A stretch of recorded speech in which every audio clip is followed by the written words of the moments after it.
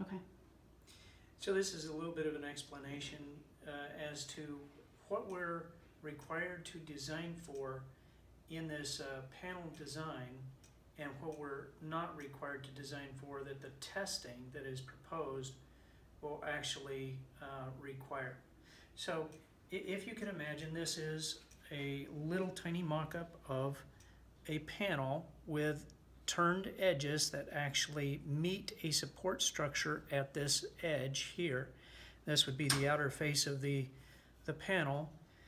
And so whenever we're required to design this, it's under a design pressure that bends this outward to 49.3 pounds per square foot on the surface of it, that's sucking the outer edge of the panel out.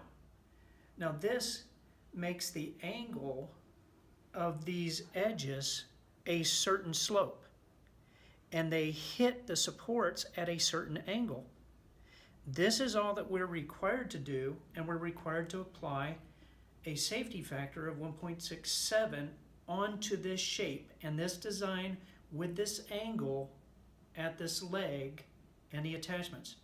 What we're required to go through for testing is actually adding load to the outer part of the panel, getting more deflection, and these edges will actually bend in more. We're not required to do this by code requirements in the design because these edges now have a different angle and different bending moments associated with that angle into the hooks and into the edges of the panel.